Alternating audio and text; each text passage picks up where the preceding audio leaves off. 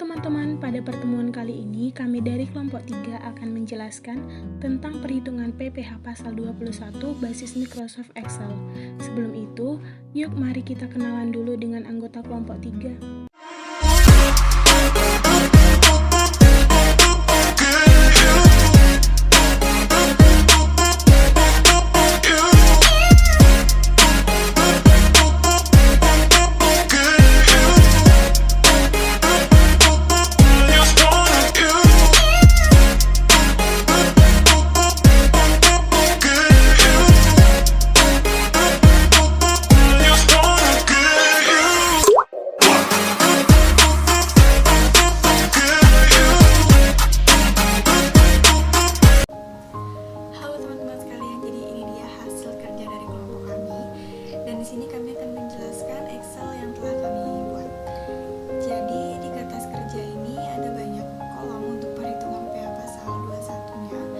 Dimulai dari kolom nomor,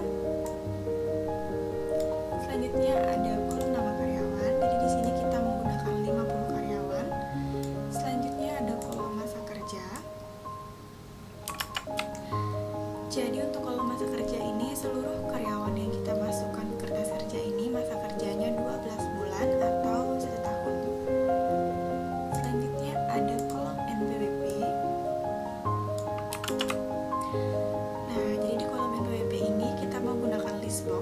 Karena karyawan yang kita gunakan ada 2 jenis, yaitu yang ada yang memiliki NPWP dan yang tidak memiliki NPWP. Selanjutnya di sini ada nomor NPWP. Jadi di nomor NPWP ini ditunjukkan untuk karyawan yang memiliki NPWP saja. Selanjutnya di sini ada status PTKP. Sama menggunakan list box juga. Jadi di sini ada 8 macam PTKP yang terdiri dari TK0, TK1, TK2, TK3, K0, K1, K2 dan K3. Selanjutnya di sini ada kolom gaji pokok. Jadi pada kolom gaji pokok ini merupakan gaji dari perusahaannya. Seperti contohnya di sini kita ada 24 juta dan seterusnya. Selanjutnya di sini ada kolom tunjangan yang dibagi menjadi 3, yaitu ada transportasi, kesehatan, dan premi asuransi. Nah, untuk tunjangan transportasi itu sama semua sebanyak 1 juta. Dan selanjutnya di sini ada tunjangan kesehatan dan semuanya sama juga. Di sini ada 500.000.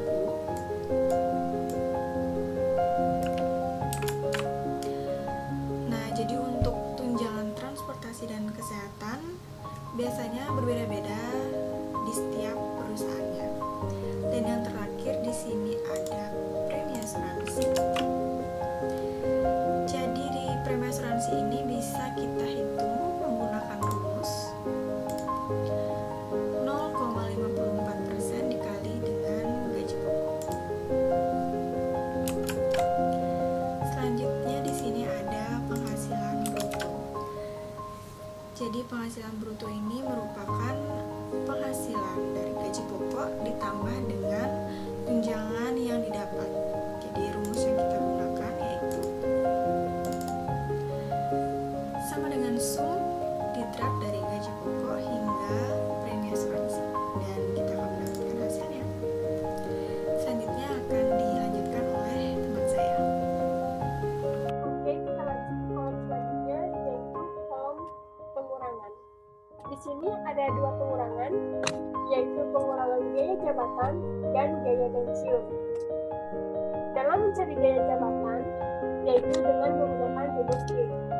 Sama dengan if dalam kurung penghasilan bruto dikali 0,05 kurang atau sama dengan 500.000 titik koma dalam kurung penghasilan bruto dikali 0,05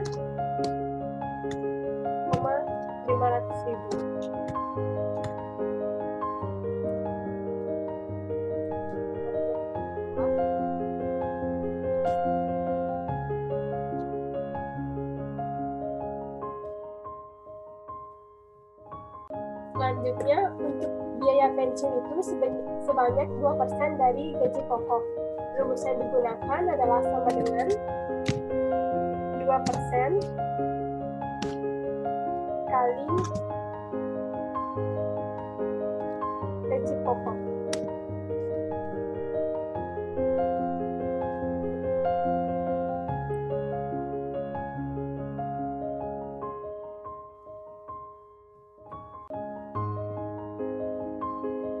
Selanjutnya, total pengurangan ini merupakan penjumlahan dari biaya jabatan dan iuran pensiun. Di sini kita menggunakan rumus Zoom. Dengan Zoom, dalam kurung biaya jabatan dan iuran pensiun.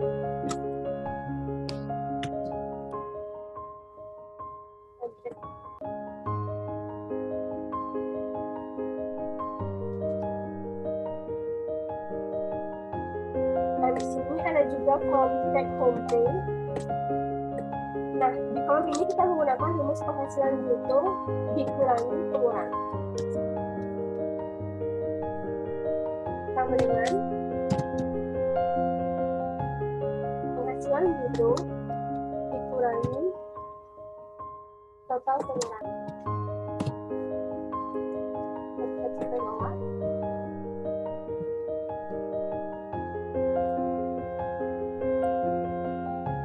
Dan untuk kolom take home pay setahun, kita menggunakan rumus sama dengan take home pay sebulan kali masa kerja.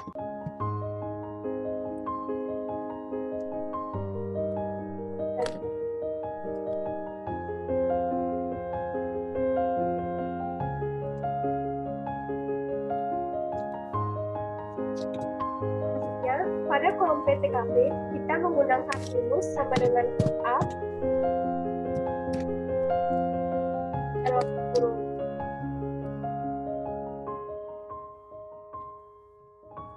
PTKP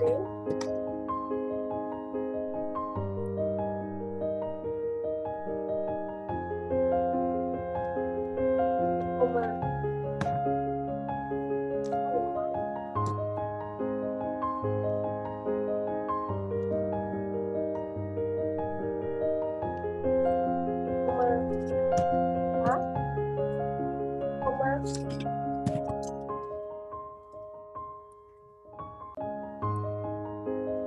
dan teks sampai bawah.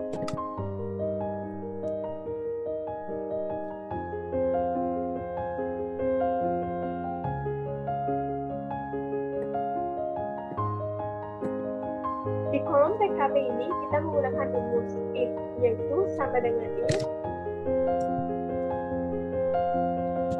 dalam kurung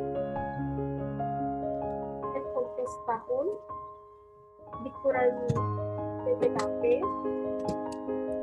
kurang atau sama dengan 0,0 titik koma dalam kurung set kode setahun dikurangi PPKP.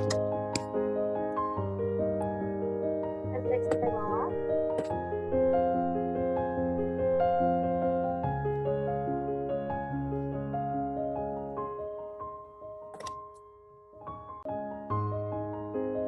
Nah, setelah kolom PKP ada namanya PKP pembulatan. Jadi hasil dari PKP yang tadi itu kita bulatkan dengan menggunakan rumus rangka. Rumusnya seperti ini. Sama dengan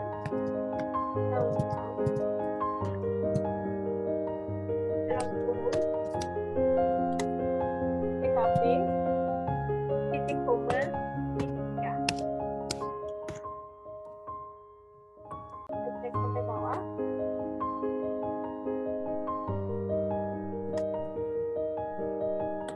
Dan untuk kolom selanjutnya akan dijelaskan oleh teman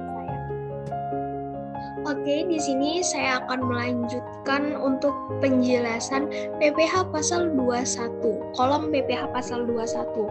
Nah, di sini kita menggunakan dua kolom PPh pasal 21, yakni ada kolom PPh pasal 21 untuk karyawan yang memiliki NPWP dan ada PPh pasal 21 untuk karyawan yang tidak memiliki NPWP. Nah, untuk rumus dari PPh pasal 21 karyawan memiliki NPWP, kita di sini menggunakan rumus if, di mana rumus if itu bisa langsung terbaca dan mengisi sendiri bagaimana sih PKP dari orang tersebut dan PTKP-nya, dia langsung bisa ya. Nah, ini bisa dilihat. Nah, beginilah rumusnya. Nanti rumusnya kita berikan lagi di layar ya. Ini, if sama dengan if dalam kurung S7 kurang dari sama dengan 50 juta dan seterusnya. Rumusnya panjang sekali. Nah, selanjutnya kita juga menggunakan PPh pasal 21 non NPWP. Ternyata di perusahaan kita ada karyawan yang tidak memiliki NPWP. Nah, PPh-nya itu berbeda dari PPh pasal 21 karyawan yang memiliki NPWP pastinya. Nah, untuk karyawan yang tidak memiliki NPWP, dia PPh-nya lebih tinggi, pajaknya lebih tinggi. Rumus yang tadi ini, rumus yang di PPh ini akan berubah dan akan dikalikan dengan 120%. Nah, di sana bakal menghasilkan PPh pasal 21 untuk karyawan yang tidak memiliki NPWP. Nah, kita masih menggunakan rumus if ya, sama.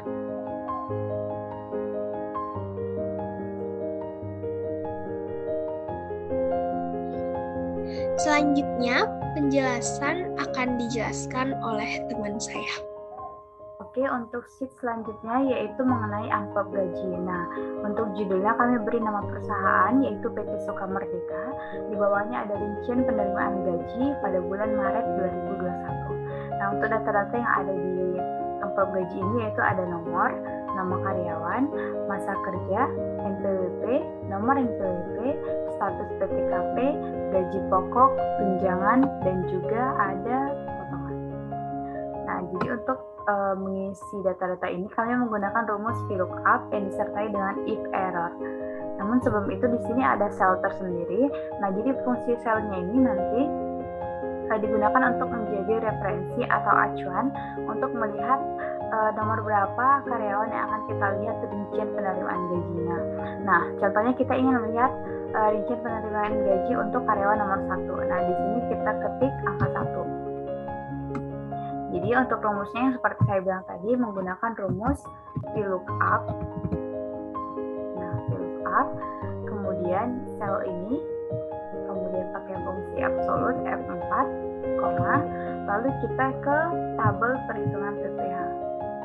Nah, ini kita copy semua dari A7, copy semua datanya,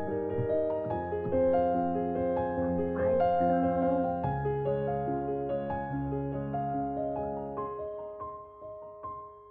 ke W56, kemudian pakai fungsi absolut juga, kemudian koma, lalu kita lihat tadi kita ingin melihat nomor. Nah, kita lihat nomor itu berada pada kolom 1 di sini. Jadi kita isi di sini tuh ujungnya angka 1, kemudian tutup kurung. Nah, di sini langsung sudah tertera angka 1. Berarti sesuai dengan yang ada di tabel. Berarti rumus kita sudah benar. Namun, jika kita menghapus sel ini seperti ini, maka dia akan error. Jadi agar ini tidak error, kita menggunakan rumus if error. Kita tambahin di depan VLOOKUP-nya error. Kemudian di sini di akhir kita kasih koma, lalu tanda petik double. Kemudian tutup kurung. Nah, jika kita hapus di sini selnya ini, maka dia tidak akan error. Coba kita ganti satu lagi, saya tetap akan muncul. Jika kita hapus,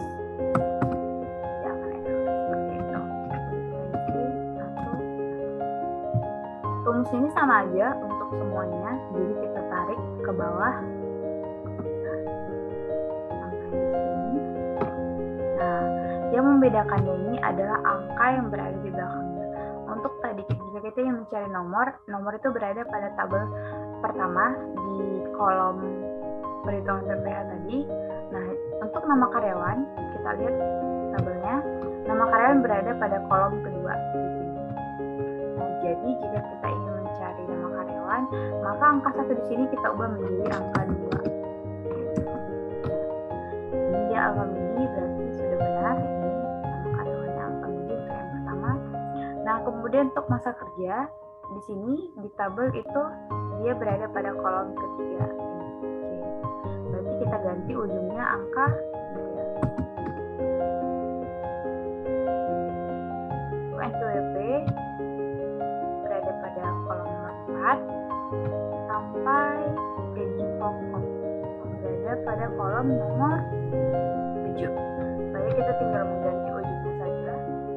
Ini 4, kemudian ini 5,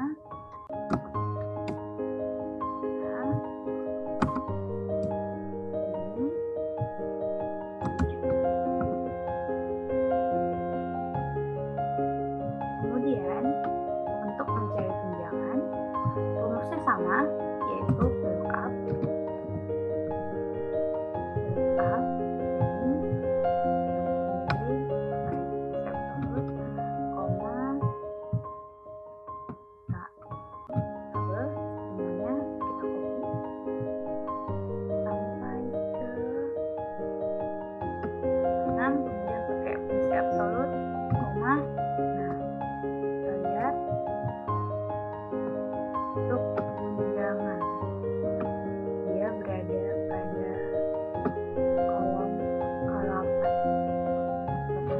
kita isi dia angka 8. Jangan lupa pakai if error depannya agar nanti jika selnya dihapus dia tidak akan error. Koma, tanda petik double, kemudian tutup kurung, enter. Nah, gitu. Ini kita tarik ke bawah karena rumus sama. Kita hanya perlu untuk mengganti belakangnya saja. Tadi 8 untuk kesehatan berada pada kolom 9, pada kolom 10. Nah, untuk jumlah kotor ini merupakan jumlah dari gaji pokok ditambah dengan tunjangan. Kita menggunakan fungsi sum. Kemudian kita tarik ke bawah, tutup kurung, agar menjadi lebih kelihatan lebih sesuai. Ini kita ubah menjadi custom.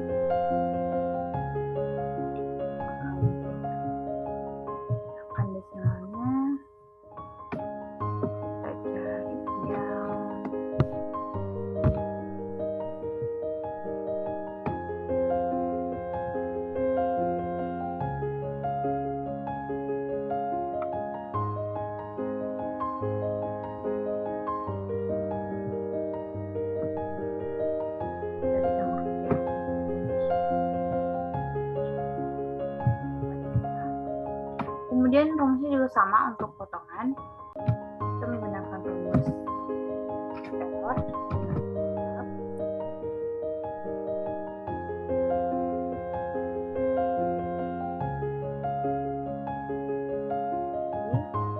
Rumus absolut.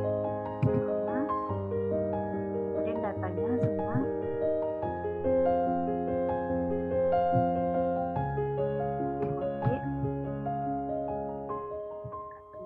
Sampai ke 9.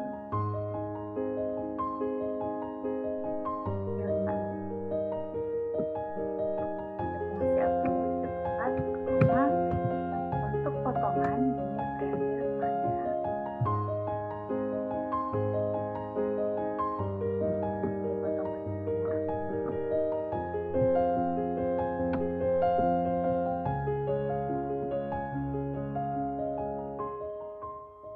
berada pada kolom 12. Berarti ujungnya kita kasih angka 12. Kemudian tutup kurung, lalu koma, tanda petik double, tutup kurung.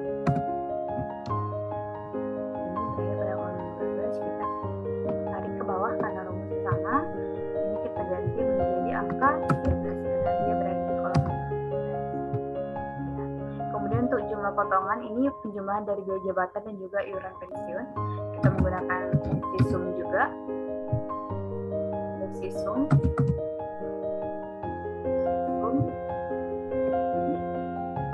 Kemudian tutup kurung. Untuk gaji bersih yang diterima ini merupakan pengurangan dari jumlah kotor dikurangi jumlah potongan. Kemudian ini dikurang jumlah potongan. Dan untuk terbilangnya kami menggunakan fungsi add-in. Namun fungsi add-in sini tidak ada langsung di Excel, jadi kami itu sudah mendownload terlebih dahulu fungsinya. Namun sebelum itu, untuk memasang fungsi terbilangnya kita harus masuk ke file, kemudian option, kita ke Trust Center dulu, kemudian Trust Center setting, kemudian kita ke macro setting, kita pilih ini,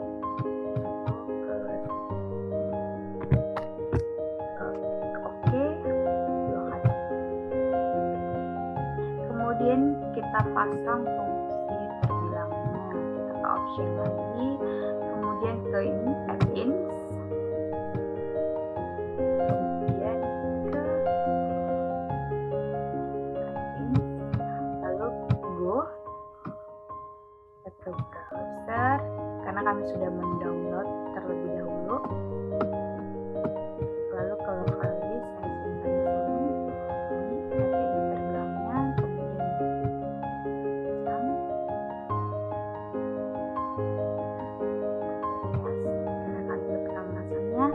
lalu klik OK. Ya, jadi fungsi ini sudah terpasang, tinggal kita masukin sama dengan terbilang. Ini sudah ada langsung karena sudah dipasang, sudah di download rumusnya. Lalu ini tutup kurung, lalu kasih tanda dan.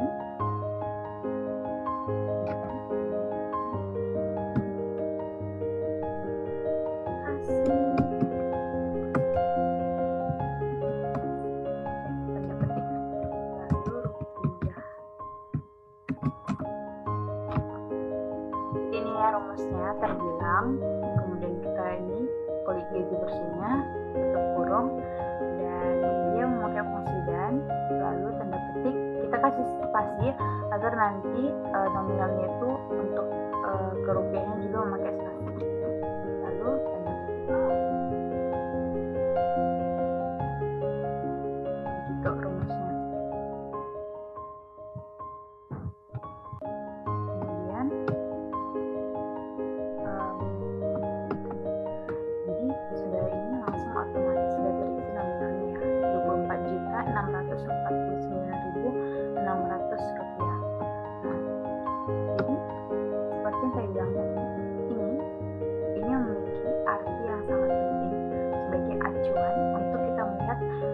Karyawan nomor berapa yang ingin kita lihat rincian penerimaan gajinya.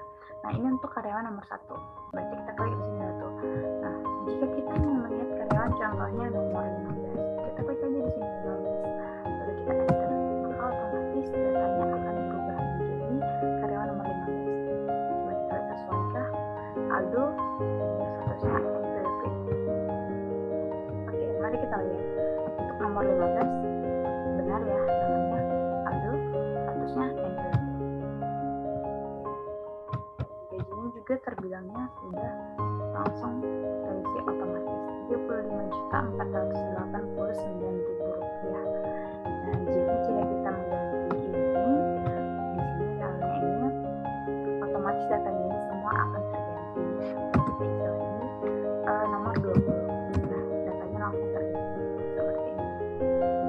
Jadi sekian cara bagaimana untuk membuat amplop gaji. Selanjutnya akan sampaikan oleh teman saya. Baiklah, selanjutnya saya akan menjelaskan perhitungan PPh per karyawannya.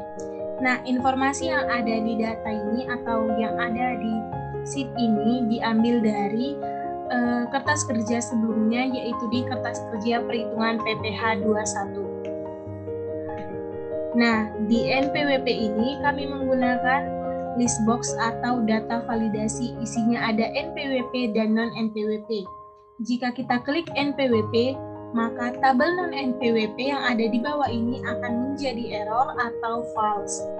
Namun, jika kita mengubahnya menjadi non-NPWP, maka angkanya akan keluar menjadi seperti ini.